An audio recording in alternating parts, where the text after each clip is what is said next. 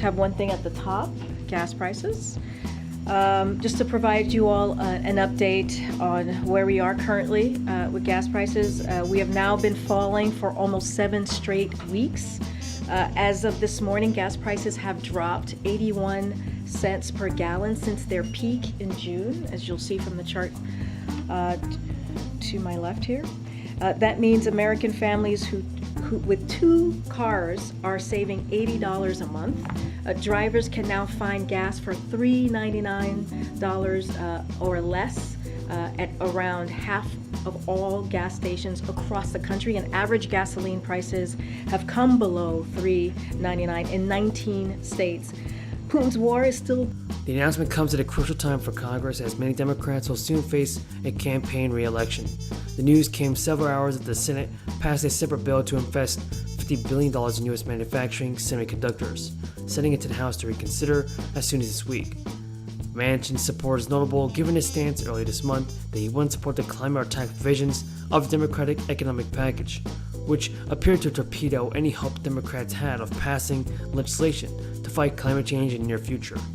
Manchin and Schumer have been in revived talks over the past few weeks. The deal is still facing multiple hurdles before it can make it to Biden's desk, including the parliamentarian. Biden is still putting cash to people's pockets during a long stretch of inflation. The $1.9 trillion stimulus bill that Democrats enacted in March without Republican support is helping set the stage for another round of relief payments at the state level. At least 18 states, including California and Florida, have taken a step this year, with Congress gridlocked on how to deal with the worst inflation in 4 decades. The law set aside $350 billion in aid for state and local governments aimed at preventing layoffs or big cuts to public services. Few strings were attached to the money to guarantee flexibility, and it largely amounted to a blank check for states and cities. But those fear of job losses and wrecked budgets never materialized, so states spend less than expected. In addition, a report from the National Association of State Budget Officers found nearly all states reported pulling in far more tax revenue than originally forecasted. A growing number are channeling booming budgets into a fresh wave of checks to help middle and low-income families. Ron DeSantis announced earlier this week that it's using $36 million of American Rescue Plan to issue a $450 check per kid to the poorest families. That's on top of $1,000 cash bonuses to first responders using federal aid in the spring. The source of Florida's next relief check is $1 billion in extra funds through the Crisis Emergency Assistance Program. Putting pressure on global oil supply, but President Biden is taking historic action to mitigate its impacts on American families. He is releasing 1 million barrels of oil a day from the Strategic Petroleum Reserve, which is a historic action that he's taken. He rallied global partners to release millions of barrels of oil, and under President Biden, U.S. oil production is up and on track to reach a record high.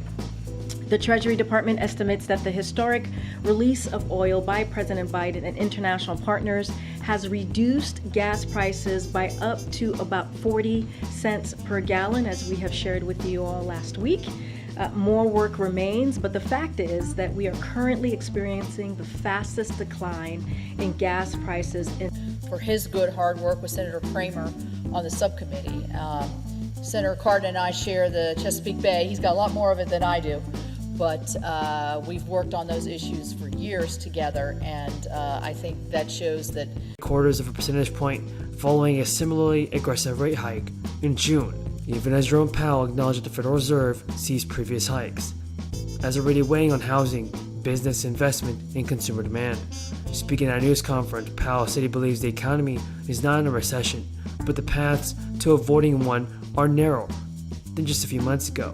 He added that, with inflation remaining at 40-year highs and June prices coming in especially hot, Powell emphasized that controlling inflation is the Fed's chief priority, even if it brings down a slowdown in the job market for now. Inflation has plagued policymakers for months, becoming the economy's biggest problem and weighing on families nationwide, but especially the most vulnerable lower-income families. Higher prices for milk, gas, and clothing have soured people's sense of how the economy is working for them. dampening consumer sentiment and influencing families to change their own spending behavior. Joe Biden and Chuck Schumer have confirmed a new bill will be signed into law. Lawmakers have finally reached an agreement on the new social spending plan. Chuck Schumer and Joe Manchin have announced that there's going to be a deal on an energy and healthcare bill. This represents a breakthrough after more than a year of negotiations that have collapsed time again, but it will face some furious GOP opposition.